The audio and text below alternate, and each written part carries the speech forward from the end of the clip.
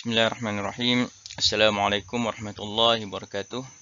InsyaAllah hari ini kita akan sambung lagi kelas kita Maharah Al-Quran bagi tingkatan 5. Kita masih lagi dalam pelajaran yang ke-10 Ad-Darsul Ashir di bawah tajuk Qawaidu Rasmil Uthmani.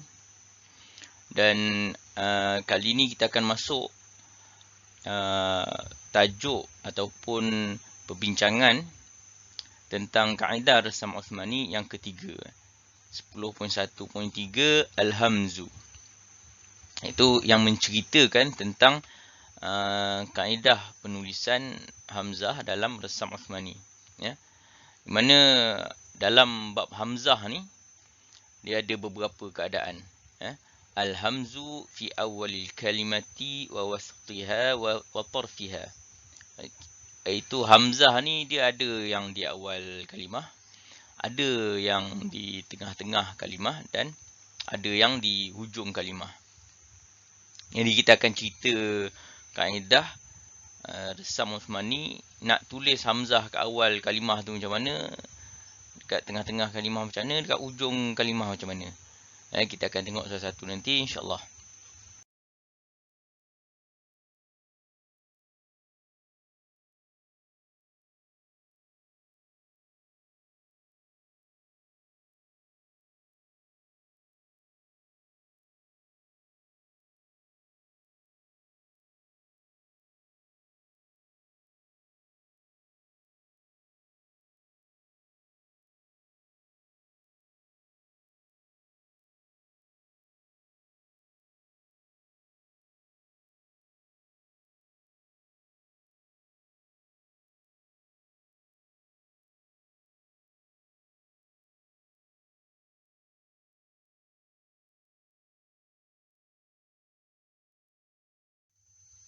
Okay. Yang pertama kita tengok dulu, idza kanatil hamzatu fi awwalil kalimati tuktabu 'ala al-alifi sawa'un kanat maksuratan aw maftuhatan aw madmumatan waslan am qat'an. Okay. Apa maksud dia? Idza kanatil hamzatu fi awwalil kalimah, sekiranya huruf hamzah tu berada di awal kalimah, tuktabu 'alal alifi, maka hamzah tu ditulis atas alif, ataupun maksud dia hamzah tu ditulis rumah dia alif. Sebab tak semestinya atas hamzah tu kan.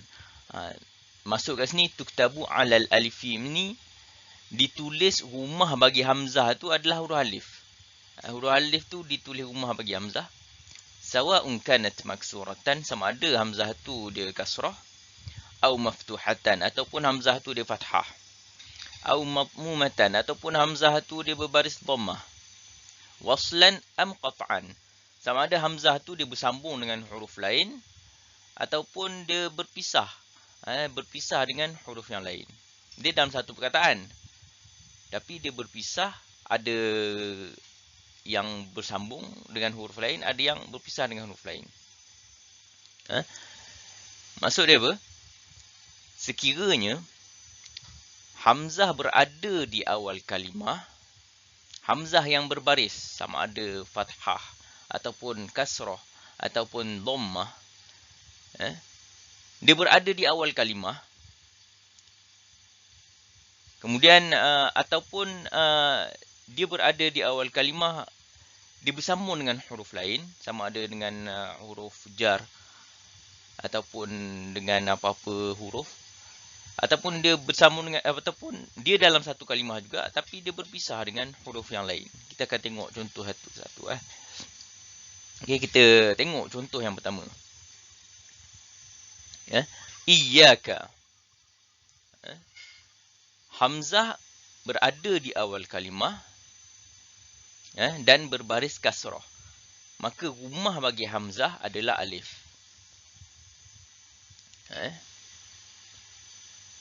Contoh yang kedua, bi-iman. Hamzah dia berada di awal kalimah tapi dia bersambung dengan huruf ba. Itu yang dia kata tadi. Dia maksurah waslan. Hamzah berbaris kasrah. Tapi dia bersambung dengan huruf yang lain. Bi-iman. Walaupun dari segi tulisan nampak macam hamzah tu dia berada di tengah-tengah. Tapi sebenarnya hamzah tu dia di awal kalimah. Yang bersambung dengan dia tu adalah huruf. B. Jadi bi-iman, tapi hakikatnya hamzah tu adalah awal kalimah. Okay. Yang bersambung dengan itu bukanlah huruf yang asal bagi kalimah tersebut. Jadi tetap dikira hamzah tu berada di awal kalimah. Dia tak pakai kaedah hamzah di tengah-tengah. Sebabnya hamzah tu memang di awal kalimah bagi perkataan tersebut. Bi-iman. Kemudian hamzah yang berada di awal kalimah, tapi dalam satu kalimah tu dia ada huruf lain tapi dia tak bersambung. Contoh di sini wa iyyaka. Okay. Iyyaka tu adalah perkataan yang asal. Jadi hamzah tetap berada di awal kalimah. Wa tu dia panggil macam kata sendi kan, dan waw ataf. Dia bukannya waw bagi perkataan iyyaka tu. Jadi di sini nampak macam hamzah tu di tengah-tengah. Tapi sebenarnya hamzah tu dia masih di awal kalimah yang bersambung dengan waw ataf, tapi dari segi tulisan dia terputus. Ini untuk kasrah. Contoh yang kedua, hamzah yang berbaris fathah yang berada di awal kalimah. Absir. Maka rumah bagi hamzah adalah huruf alif. Kemudian contoh yang kedua, fabi ayyi. Hamzah berada di awal kalimah. Ayyi. Itu kalimah dia. Ayyi. B tu dia huruf jar. Dia bersambung dengan perkataan ayyi. Tapi dekat sini dia tetap dikira hamzah berada di awal kalimah. Cuma dia bersambung dengan huruf jar. Bi ayyi. Jadi kat sini dia tak pakailah kaedah untuk hamzah di tengah-tengah tu. Dia tetap pakai kaedah hamzah berada di awal kalimah, maka ditulis alif rumah bagi hamzah. Contoh ketiga, wa alquhu. Hamzah yang berbaris fathah berada di awal kalimah dan ada huruf yang lain dalam satu kalimah sebelum hamzah dan terputus. Dia tak bersambung dengan huruf hamzah. Wa alquhu. Waw di sini adalah waw ataf. Jadi hamzah tu tetap berada di awal kalimah dan dia pakai kaedah yang sama, iaitu kaedah umum ini. Hamzah berada di awal kalimah, ditulis rumah alif bagi dia. Kemudian yang ketiga, hamzah yang berbaris dhammah berada di awal kalimah. U'idzuha. Maka ditulis alif rumah bagi hamzah. Sekalipun dia bersambung dengan huruf yang lain. Dia bersambung dengan huruf lam jar. Fali ummihi. Huruf lam bersambung dengan perkataan ummi. Hamzah tu tetap berada di awal kalimah. Dia tetap pakai kaedah hamzah berada di awal kalimah. Walaupun dia bersambung dengan huruf lain. Sebab yang bersambung dengan huruf lain tu adalah huruf jar. Dia bukannya perkataan yang asal bagi ummi tu.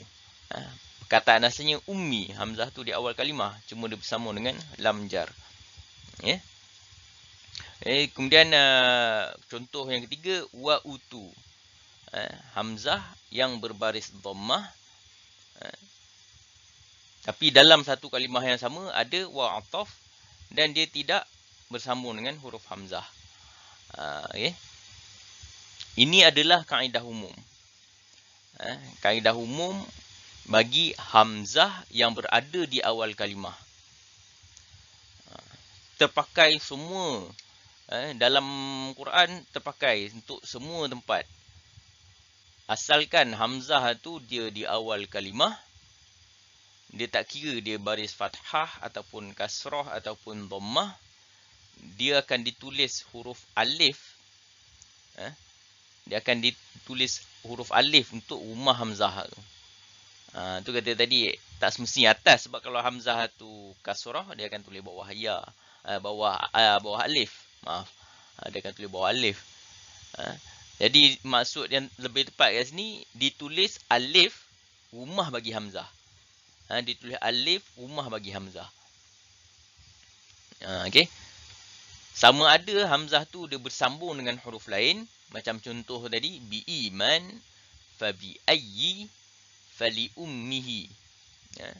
Ataupun dalam satu kalimah yang hamzah itu, dia dalam satu kalimah yang sama ada huruf lain tapi tidak bersambung. Dia terputus. Contohnya wa iyyaka, wa alquhu, wa utu. Dia masih lagi dalam satu kalimah.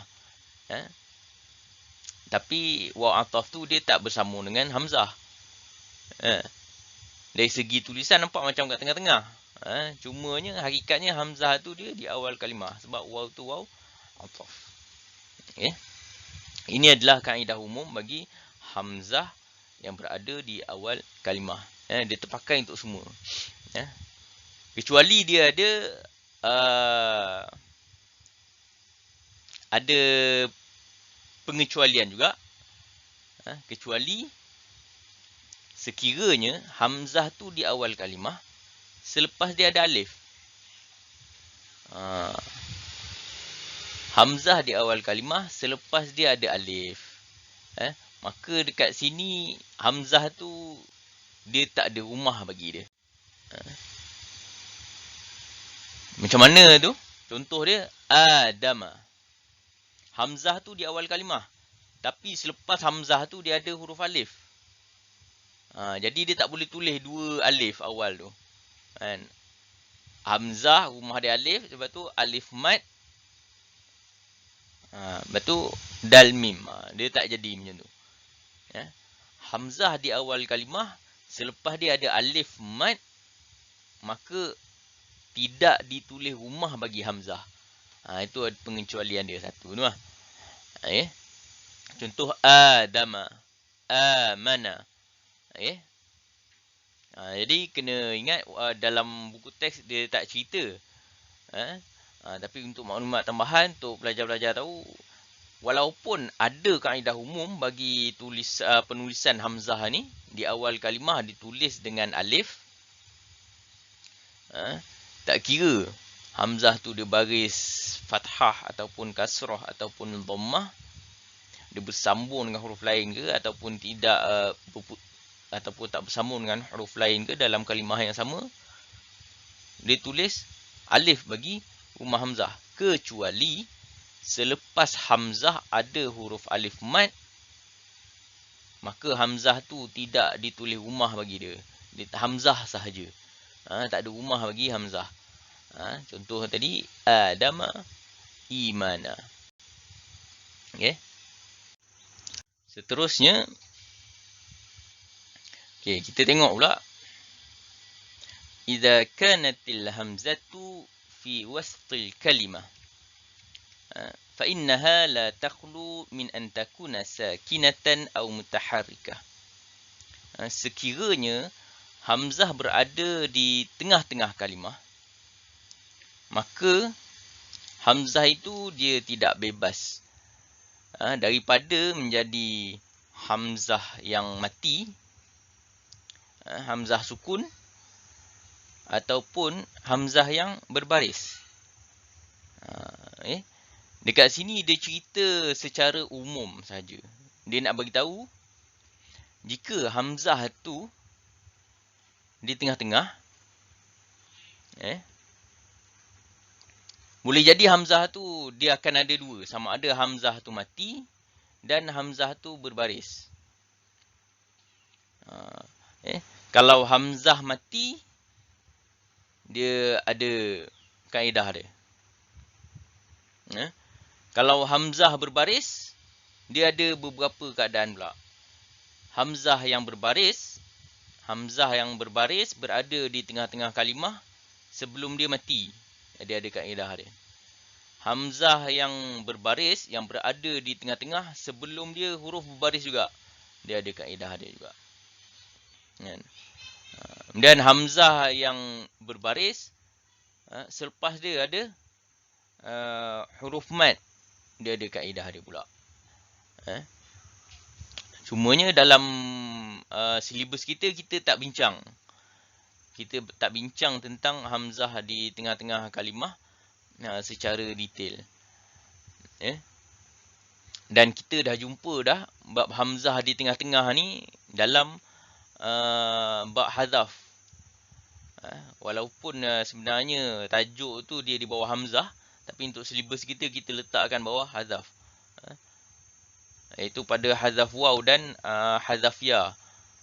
Hamzah umah bagi hamzah ya, selepas dia ada huruf mad, ada huruf ya mad. Huruf waw umah bagi hamzah, selepasnya ada waw mad. Kita dah jumpa sebelum. Cuma sebagai maklumat tambahan, saya akan cerita secara ringkas untuk hamzah yang di tengah-tengah ni. Contoh dia, hamzah yang berada di tengah-tengah, sebelum dia ada huruf yang berbaris. Hamzah yang berada di tengah-tengah, rumah bagi hamzah ditulis ikut baris huruf sebelum dia. Hamzah yang mati berada di tengah-tengah, rumah hamzah ditulis ikut baris sebelum hamzah tu. Ikut baris huruf sebelum hamzah. Contoh, ansya'tum. Hamzah mati berada di tengah-tengah. Sebelum dia fathah, maka rumah bagi hamzah huruf alif. Contoh yang kedua, ji'tumuna. Huruf hamzah yang mati berada di tengah-tengah, sebelum dia kasrah, maka rumah bagi hamzah huruf ya. Yang ketiga, al-lu'lu'. Huruf hamzah mati berada di tengah-tengah, sebelum dia dhammah, maka rumah bagi hamzah adalah waw. Inilah kaedah umum. Kaedah umum bagi hamzah yang mati berada di tengah-tengah kalimah.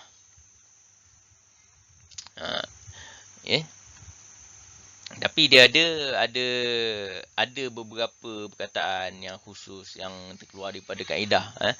Cuma kita tak ceritalah. Dia semua kaedah umum dia akan ada. Dia ada kaedah, ada yang terkeluar, ada huruf perkataan-perkataan yang terkeluar kaedah. Ada perkataan-perkataan khusus yang tak ikut kaedah. Tapi kaedah umumnya untuk hamzah yang mati di tengah-tengah, rumah bagi hamzah ditulis ikut baris huruf sebelum dia. Itu yang pertama. Kemudian dia kata tadi, hamzah yang di tengah-tengah ada juga yang berbaris. Contohnya di sini, sa'alu. Hamzah yang berada di tengah-tengah berbaris fathah, sebelum dia pun huruf yang berbaris fathah. Hamzah tu berada di tengah-tengah, berbaris fathah, sebelumnya pun huruf yang berbaris fathah. Jadi rumah bagi hamzah adalah huruf alif. Contoh yang kedua, ya'isu. Huruf hamzah yang berbaris kasrah, sebelum dia fathah, maka ditulis ya bagi rumah hamzah. Kemudian yang ketiga, yadra'ukum. Huruf hamzah yang berbaris dhammah berada di tengah-tengah kalimah, sebelum dia fathah, maka rumah bagi hamzah adalah waw. Ni adalah contoh-contoh bagi huruf hamzah yang berbaris, sebelum dia pun huruf yang berbaris juga. Dalam bab ni dia ada banyak. Dia ada beberapa keadaan. Tapi tak perlu kita panjangkan untuk silibus kita. Sekadar untuk makluman pelajar-pelajar bahawa hamzah di tengah-tengah ni dia ada beberapa keadaan. Kemudian yang ketiga, hamzah yang berada di tengah-tengah selepas dia alif mad, maka hamzah tu tak ada rumah. Contoh di sini ma'ab. Okay. Yang kedua, hamzah yang berada di tengah-tengah selepas dia ada huruf ya, ya mad, pun sama juga, tidak ditulis rumah bagi hamzah. Dan untuk contoh ni kita dah jumpa dalam bab hamzah. Hazful ya minal ya'ain. Kita dah jumpa dah. Hamzah kalau sekiranya ya tu rumah bagi hamzah, kemudian selepas dia ataupun sebelum dia ada huruf ya yang lain, maka hamzah tu tidak ditulis rumah ataupun ya bagi rumah hamzah tu dibuang dalam bab hazaf. Tapi kaedah umum dalam bab hamzah, sekiranya selepas huruf hamzah yang kasrah ada ya mad, maka hamzah itu tidak ditulis rumah bagi dia. Sama juga yang ketiga, contoh yang ketiga, famaliun. Hamzah berbaris dhammah selepas dia ada huruf waw, maka tak ada rumah bagi hamzah. Tidak ditulis rumah bagi hamzah. Contoh ni pun, yang ketiga ni kita pun dah jumpa dalam hazful waw minal wawain. Sekiranya dalam satu perkataan ada dua waw, waw yang pertama rumah bagi hamzah, waw kedua adalah waw mad, maka dibuang waw yang pertama tu yang jadi rumah hamzah. Tapi kalau ikut kaedah umum bagi hamzah ni adalah sekiranya hamzah itu berbaris dhammah selepas dia ada waw mad, maka hamzah tu tidak ditulis rumah bagi dia. Di atas garisan yang tu je. Ini adalah contoh bagi hamzah yang berada di tengah-tengah. Cumanya dalam tajuk ni, untuk silibus kita tak cerita keadaan-keadaan yang khusus bagi hamzah yang berada di tengah-tengah. Cukup sekadar makluman pelajar bahawa hamzah yang berada di tengah-tengah ni dia ada beberapa keadaan, ada yang mati, ada yang sukun, ada yang berbaris. Dan setiap keadaan ni dia ada kaedah-kaedah khusus dia. Okay. Jadi setakat ini saja untuk kali ini. Tadi kita cerita kaedah yang pertama, kaedah umum, hamzah yang berada di awal kalimah, yang berbaris, asalkan hamzah tu berbaris, dia berada di awal kalimah, dia akan ditulis dengan huruf alif, kecuali sekiranya selepas hamzah dia ada huruf alif mad, maka tak ada rumah bagi hamzah. Okay. Kemudian yang kedua ni, hamzah yang berada di tengah-tengah kalimah, dia boleh jadi sama ada dia sukun ataupun dia berbaris. InsyaAllah kita akan jumpa lagi pada kelas yang akan datang. Kita sambung pula pada keadaan hamzah yang ketiga, iaitu hamzah yang berada di hujung kalimah. InsyaAllah. Wallahu a'lam. Assalamualaikum warahmatullahi wabarakatuh.